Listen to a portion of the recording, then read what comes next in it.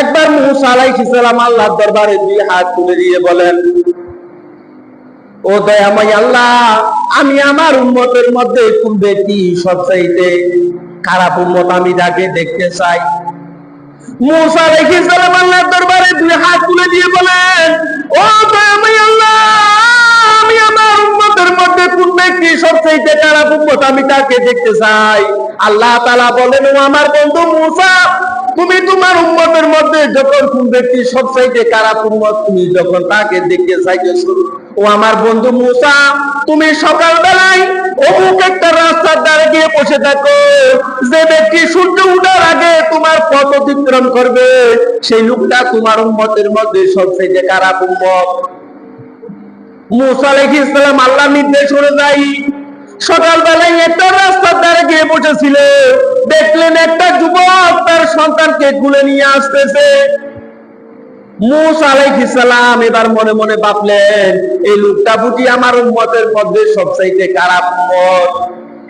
মুসা আলাইহিস সালাম আবার তোর পাহাড়ে গিয়ে আল্লাহর দরবারে দুই হাত তুলে দিয়ে বলেন, ও দয়াময় আল্লাহ, আমি আমার উম্মতের মধ্যে কোন ব্যক্তি সবচাইতে খারাপ উম্মত আমি আগে দেখেছি, ও আমার আল্লাহ, এবার আমার উম্মতের মধ্যে কোন ব্যক্তি সবচাইতে ভালো উম্মত আমি তাকে দেখতে চাই। আল্লাহ তাআলা বলেন, ও আমার বন্ধু মুসা, তুমি সকালবেলায় যে লোকটার জন্য সকালবেলায় একটা রাস্তার ধারে গিয়ে বসে থাকো, আবার সন্ধ্যাবেলায় সূর্য ডুবার সাথে সাথে যে লোকটা তোমার সর্বপ্রথম পথ অতিক্রম করবে সেই লোকটা তোমার উম্মতের মধ্যে সবচাইতে ভালো উম্মত। আল্লাহ দরবারে মুসা আলাইহিস সালাম বলার সাথে সাথে সন্ধ্যা হওয়ার আগে আগে মুসা আলাইহিস সালাম ওই রাস্তার ধারে গিয়ে বসেছিল, দেখলেন আবার একটা যুবক সন্তানকে কুলে নিয়ে আসতেছে। কাছে আসতে দেখে সকালবেলায় যে লোকটা তার উম্মতের মধ্যে সবচাইতে খারাপ উম্মত ছিল, সন্ধ্যাবেলার মধ্যে সেই লোকটা আবার সবচাইতে ভালো উম্মত হয়ে গেল। সুবহানাল্লাহ। সকালে আফিলটি খারাপ, সকালবেলায় ছিল খারাপ উম্মত, সন্ধ্যাবেলার মধ্যে সবচাইতে ভালো উম্মত হয়ে গেল। মুসা আলাইহিস সালাম আল্লাহর দরবারে দুই হাত তুলে দিয়ে বলেন, ও আমার দয়াময় আল্লাহ, যে লোকটাকে সকালবেলায় আমি আমার উম্মতের মধ্যে সবচাইতে খারাপ উম্মত দেখেছি, ও দয়াময় আল্লাহ, লোকটা কিভাবে সন্ধ্যাবেলায় আমার উম্মতের মধ্যে সবচাইতে ভালো উম্মত হয়ে গেল। আল্লাহ তাআলা বলেন, ও আমার বন্ধু মুসা, লোকটি তার সন্তানকে নিয়ে একটা যখন জঙ্গলের মধ্যে প্রবেশ করলো, জঙ্গলের মধ্যে প্রবেশ করার সাথে সাথে তার সন্তান বলল, বাবা জঙ্গলটা কত বড়। তার পিতা বললেন, বাবা জঙ্গলটা অনেক বড়। তারপর ওই পাহাড় দেখলো, তার পুত্র বলতেছেন, বাবা ওই পাহাড়টা কত বড়, অনেক বড়। ওই পাহাড় থেকে কি বড়, ওই আসমান বড়। তার পিতাকে আবার তার পুত্র জিজ্ঞাসা করলো, বাবা ওই আসমান থেকে কি বড়। তার পিতা কিচিমিচি করে কান্না শুরু করে দিল, বললেন, বাবা ওই আসমান থেকে আমার গুনাহ বড়।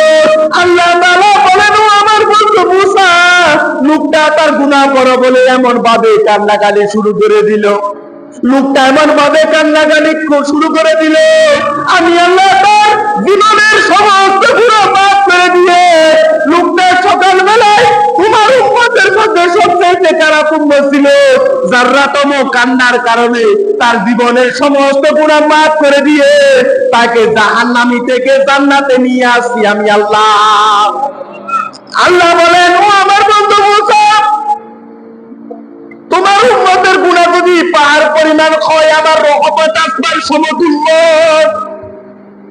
তাইলে মুসা আলাইহিস সালামের বুকে একজন তার যদি উম্মত যদি জাহান্নামী থেকে যাররাতম কান্নার কারণে জান্নাতে চলে আসতে পারে, ওয়াল্লাযীনা ইয়াকুলুনা রব্বানা সরিফ ওয়ান্না আযাবু জাহান্নাম।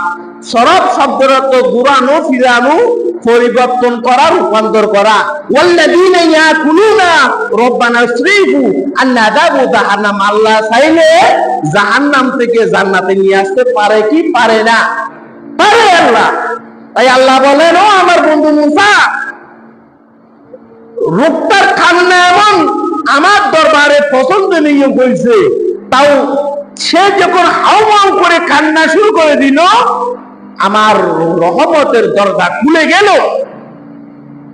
যার কারণে তোমার উম্মতের মধ্যে নিকৃষ্ট উম্মত থেকে সর্বোচ্চ অর্থাৎ সর্বপ্রথম নিকৃষ্ট থেকে উৎকৃষ্ট উম্মত বানিয়ে দিয়েছি আমি আল্লাহ। জাহান্নামী থেকে জান্নাতি বানিয়ে দিয়েছি আমি আল্লাহ। ও বন্ধু মুসা, আমি আল্লাহর দরবারে কান্নার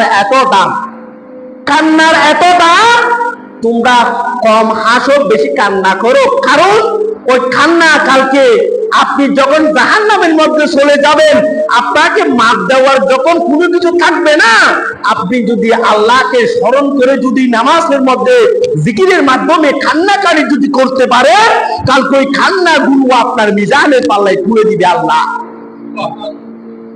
তাহলে আমাদের কান্নাকাটি করতে হবে কিনা? কার কাছে? আল্লাহর কাছে। আমরা তো এখন কোন ব্যথা পাওয়ার সাথে সাথে কোন দরবারে চলে যায় কান্নাকাটি করি। তাই কান্নাকাটি করতে হবে কার দরবারে?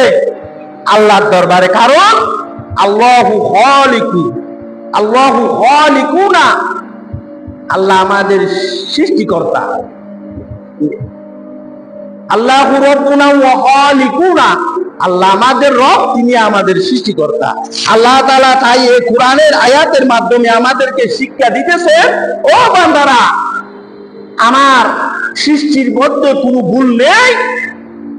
এমনকি তোমরা যদি দুনিয়ার জমিনের মধ্যে ভুল করো, কান্নাকাটির মাধ্যমে যদি আমি আল্লাহর কাছে যদি তওবা করো, ইন্নাল্লাহা তাওয়াবিনা ওয়া ইন্নাল্লাহা মুতাতাহহিরিন, তওবা যদি আমি আল্লাহর দরবারে একবার যদি কবুল করাতে পারো, আমি আল্লাহ তোমার জিন্দেগির গুনাহ মাফ করে দিয়ে তোমাকে জাহান্নামী থেকে জান্নাতে নিয়ে যাব। সুবহানাল্লাহ বলো।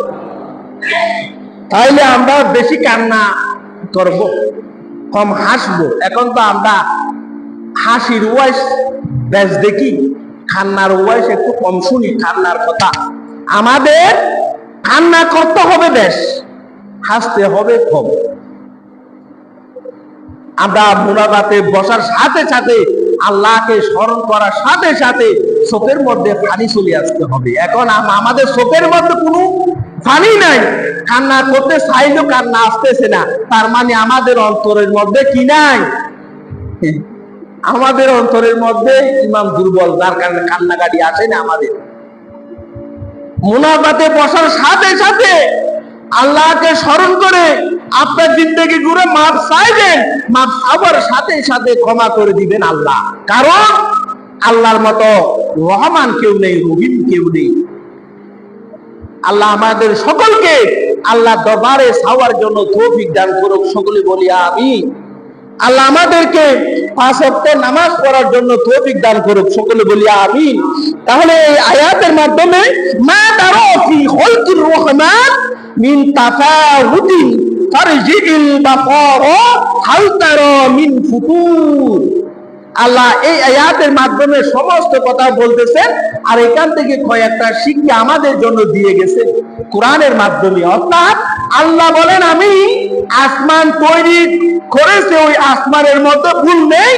জমিন তৈরি করেছি, জমিনের মধ্যে কোনো ভুল নেই। মানুষ তৈরি করেছি, মানুষের মধ্যে কোনো ভুল।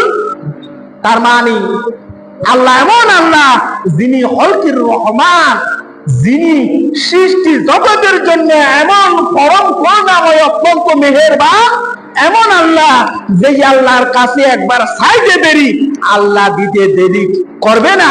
আল্লাহ তাআলার কাছে আমাদের সকলকে চাওয়ার জন্য, আল্লাহর কাছে বলার জন্য, দুয়ার মাধ্যমে আল্লাহর কাছে সবকিছু চাওয়ার জন্য আল্লাহ আমাদেরকে তৌফিক দান করুক। সকলে বলি আমিন। যারা সুন্নত আদায় করেন, আপনারা সুন্নত আদায় করে নেন। আসসালামু আলাইকুম ওয়া রাহমাতুল্লাহি ওয়া বারাকাতুহু।